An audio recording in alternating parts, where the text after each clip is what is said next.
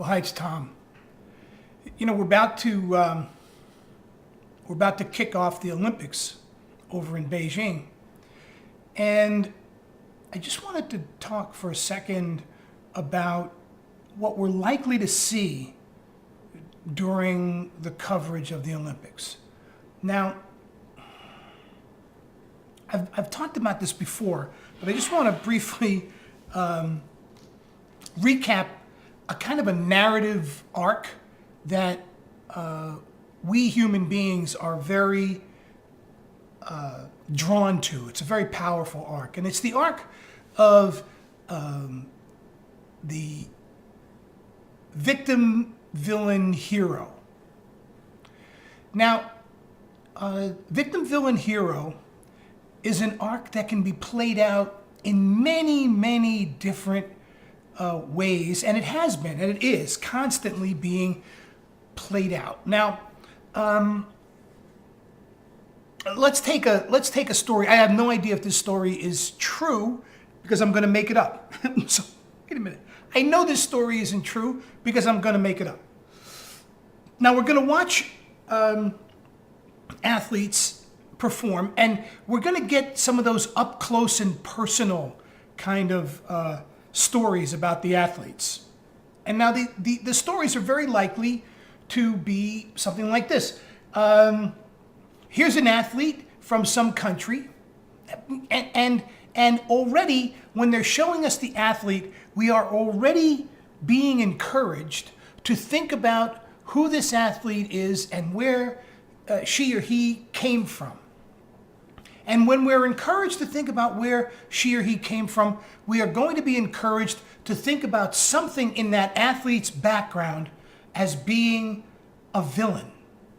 Now, it's likely not to be a person, right? They're not going to show somebody as a villain in this athlete's story arc.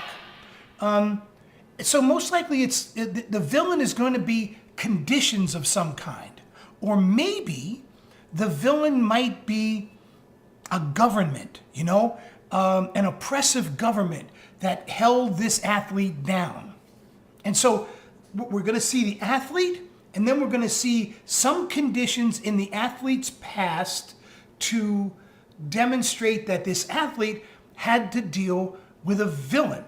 Now, as soon as the athlete has to deal with a villain, then the athlete becomes a victim, right? The athlete is the victim of these conditions. So now we've got the conditions set up for the story in which the athlete will become the hero.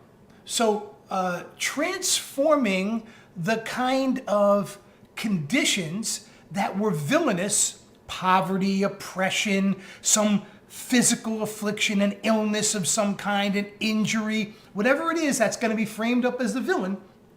And the athlete is the victim, and then the athlete has to transcend the conditions that she or he finds themselves in, and doing so becomes transformed into a hero. Now, that arc, that journey is the hero's journey. Joseph Campbell wrote extensively about the mythological themes that exist in cultures throughout time, over distances, no matter where you look in the world, there are these kind of heroic stories, and they have the hero's journey, the arc of the hero's journey built into them.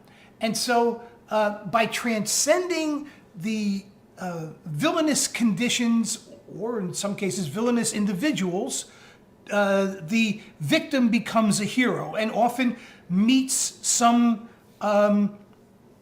power source along the way, a person, a training center, a piece of wisdom that's, kind of like Yoda, that sits in the athlete's mind and encourages the athlete to, go back to the source and find that place that will enable them to gain the kind of enlightenment that will turn them into a hero.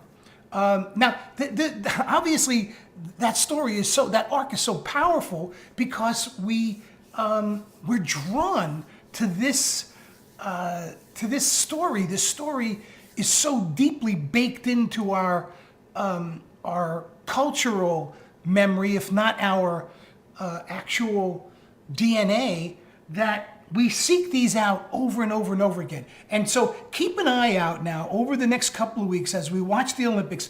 Keep an eye out for how this arc plays itself out. And, you know, like anything else, this is the kind of arc that can be manipulated in order to, you know, you're going to find yourself, you know, you're going to tear up because the hero's journey is emotionally compelling and inspiring to us, and we tear up when we encounter it because of this deep yearning that we have for heroes overcoming villains and transforming the victim into a hero.